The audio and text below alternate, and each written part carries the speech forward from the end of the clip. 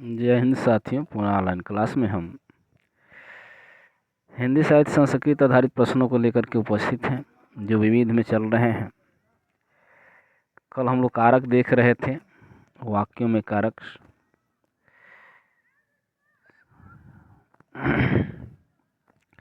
यहाँ दिया है अर्जुनस्य वचनम, द्वयम वाक्य में अर्जुनस्य का कारक है, तो यहाँ अर्जुनस्य का संबंध कारक है।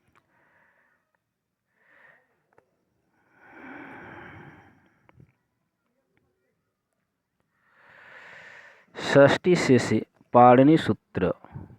इस सूत्र का अर्थ यह है कि जो बात विभक्तियों से नहीं बताई जा सकती उनको बताने के लिए षष्ठी होती है। उदाहरण के लिए अर्जुनस्य वचनम द्वयम, अर्थात अर्जुन का दुविधापूर्ण मत।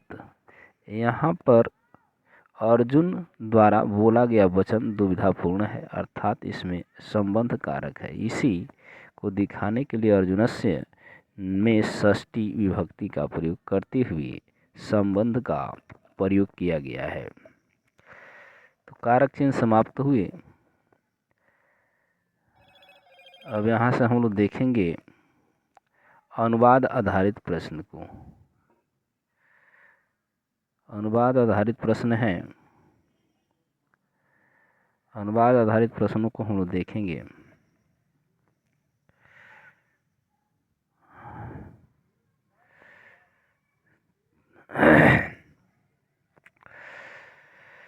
छात्र ने 2 पुस्तकें खरीदी, इसका सही संस्कृत अनुवाद होगा। छात्र ने 2 पुस्तकें खरीदी, छात्र ने 2 पुस्तकें खरीदी, अर्थात इसमें होगा सी विकल्प, छात्र 2 पुस्तकों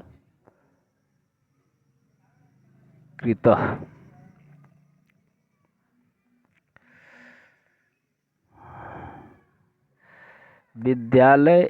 विद्यालयम निकास जलाशय अस्ति का सही अर्थ होगा, तो इसका होगा विद्यालय के कोने में जलाशय है।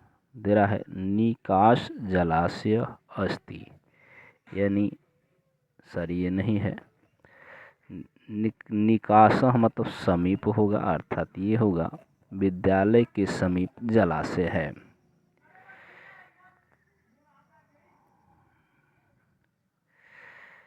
विकल्प में भी व्याख्या में भी दिया है विद्यालय निकास जलाय अस्ति, इसका सही अर्थ है विद्यालय के समीप जलाशय है। रामः गृह गच्छति, रामः गृहम गच्छति, इसका हिंदी अनुवाद होगा तो राम घर जाता है।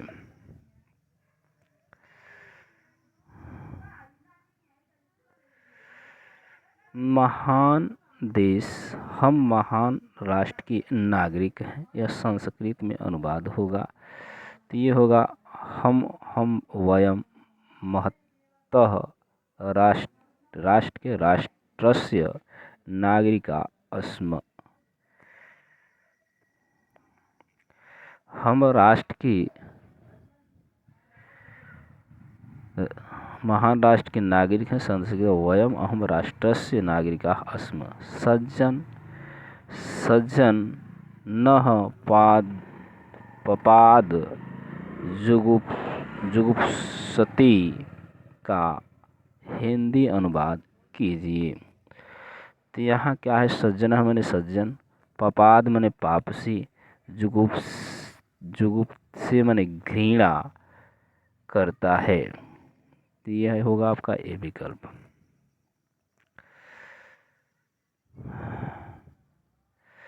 सज्जन पापाद जुगुप्से का हिंदी अनुवाद सज्जन पाप से घृणा करता है। जुगुप्सा विरामः प्रमादार्थनाम उपसंख्यानम सूत्र का अर्थ है कि जुगुप्सा घृणा, विराम रुकना, प्रमाद असावधानी करना।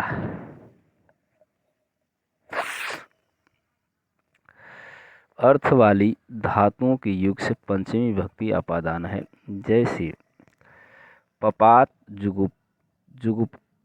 जुगुप्सति, यानी पाप से घृणा करता है। पापात् निर्मति यानी पाप करने से रोकता है। धर्मात् प्रमादत्य द्यति यानी धर्म से प्रमाद करता है। रमेशः पठनाति प्रमादयति रमेश पढ़ने से प्रमाद करता है।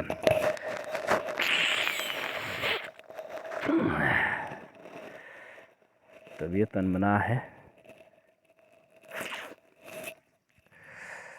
मौसम परिवर्तन चल रहा है। अगला प्रश्न है बालिका गच्छन्ति अस्ति का हिंदी अनुवाद होगा।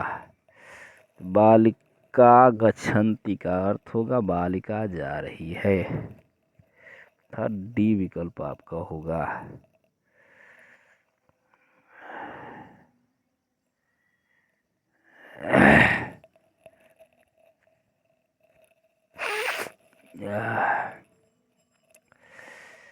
इदम रमेशस्य पुस्तकम अस्ति का हिंदी अनुवाद होगा। इदम मने यह, रमेशस्य मने रमेश की, पुस्तकम मने पुस्तक, अस्ति मने है, अर्थात एक विकल्प आपका सही है।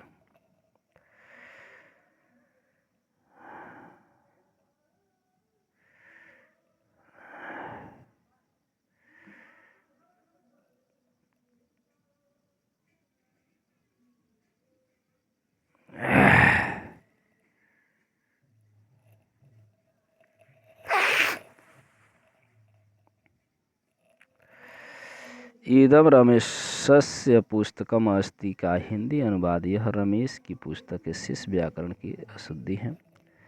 अगला प्रश्न है रामेण सह सीता वनम गच्छति।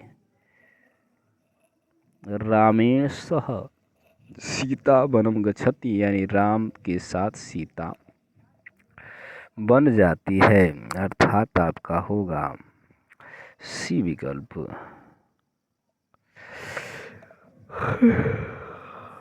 रामेण सह सीता वनम गच्छति का हिंदी अनुवाद राम के साथ सीता बन जाती है। शेष व्याकरण की दूसरा शुद्धि है। ज्ञानाभि सार्धम कदापि न दोहते का अनुवाद होगा। यानी ज्ञानाभि मतलब ज्ञानी की, सार्ध मने साथ, कदाप मने कभी भी, न मतलब नहीं, दुहितम मने बैर करना चाहिए, यानी कभी भी बैर नहीं करना चाहिए, अर्थात आपका सी विकल्प है।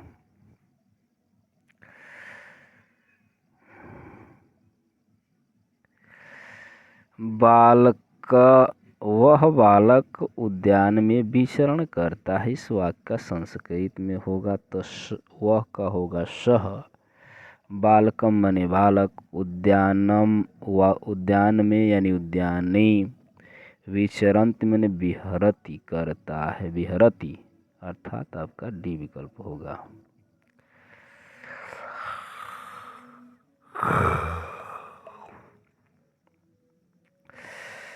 वह बालक उद्यान में विचरण करता है। इस वाक्य का संस्कृत में सही अनुवाद होगा वह बालक उद्याने, सह बालक उद्याने विहरति। जिस पुरुष और जिस वचन में करता होगा क्रिया उसी पुरुष उसी वचन की होती है।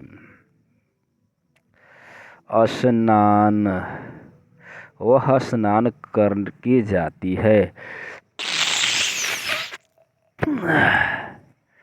वह स्नान करके जाती है,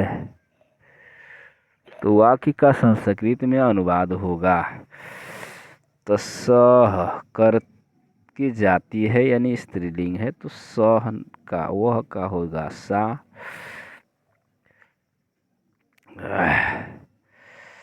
स का क्या होगा सा, वह का सा होगा। स्नानम करके जाती है तो यानी कृत्वा गच्छति, तो आपका ये विकल्प सही है।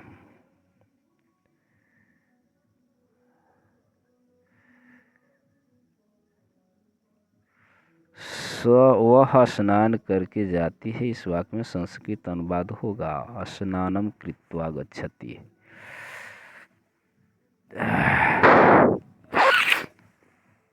अन्य महत्वपूर्ण तथ्य दिया है। कत्वा प्रत्यय का त्वा शेष रह जाता है, यह भूतकाल में प्रयोग किया जाता है। कत्वा प्रत्यय कर की अर्थ में प्रयोग किया जाता है। कत्वा प्रत्यांतः शब्द अव्यय होते हैं, इसके रूप में परिवर्तन नहीं होता।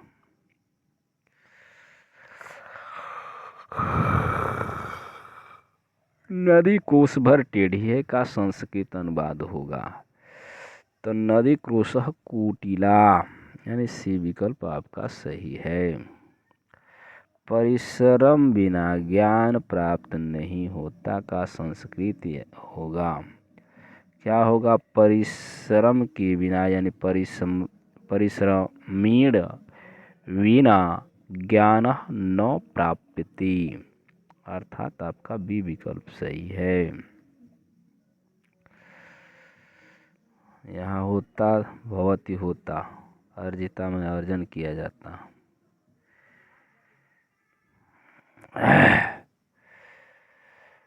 चलिए, राम दशरथ के पुत्र थे। राम दशरथ के पुत्र थे का संस्कृत में अनुवाद होगा रामः दशरथस्य पुत्रः आसीत्। ये विकल्प आपका सही है। चलिए, आज का अंतिम पृष्ठ हम लोग देखेंगे,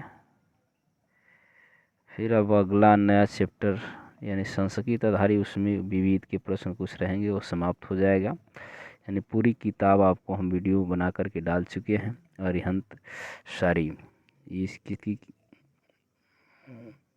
घटना चक्र की है थी ये किताब। उसके बाद प्रैक्टिस सेट चलेंगे, कुछ उसमें जो पीछे के प्रश्न पूछे गए हैं, जो अन्य परीक्षाओं में पूछे गए हैं, उसके हल आपको मिलेंगे। मार्ग के दोनों तरफ वृक्ष हैं का संस्कृत अनुवाद होगा। दोनों का उभयत होगा, अर्थात आपका ये होगा मार्गम उभयतः वृक्षाः सन्ति। ये विकल्प आपका सही होगा।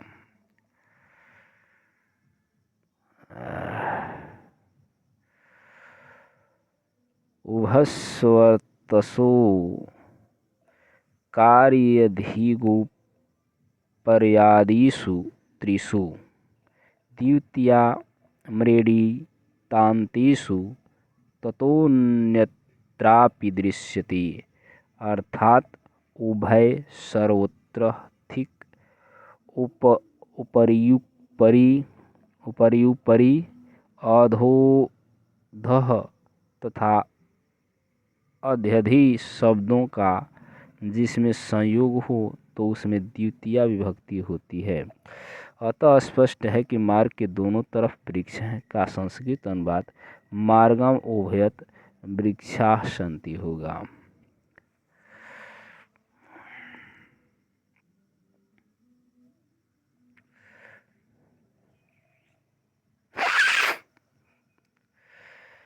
गांव के चारों ओर जल है। उपर्युक्त वाक्य का निम्नलिखित में से कौन सा संस्कृत अनुवाद सही है?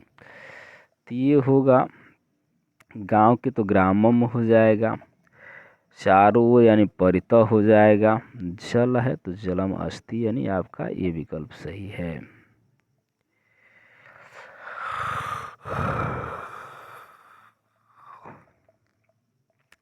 अवितः परितः समया निक्सा अप्रतियोगे अपि, अर्थात अभितः माने चारों ओर या सब ओर, परितः माने सब ओर, समया माने समीप, निकषा माने समीप, हाँ प्रति का होगा ओर या तरफ।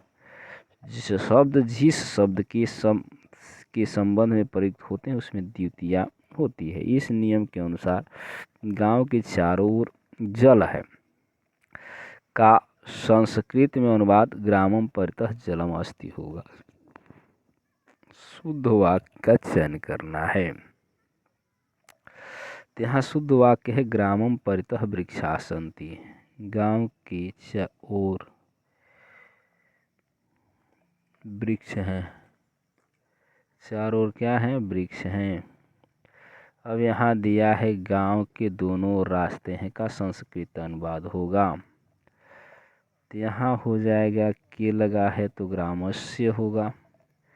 ग्रामस्य परितः मार्गाणि सन्ति, अर्थात ये विकल्प आपका सही है।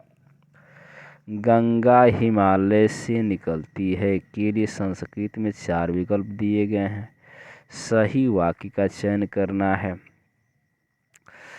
तो गंगा हिमालय से निकलती है तो इसका आपका होगा गंगा का गंगा होगा। हिमालय से यानी हिमालयाति निकलती है यानी प्रभवती, अर्थात डी विकल्प आपका सही होगा।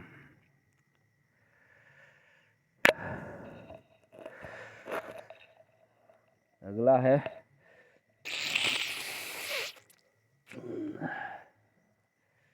आगे है आपका गंगा हिमालय से निकलती है। इस वाक्य में सही अनुवाद होगा।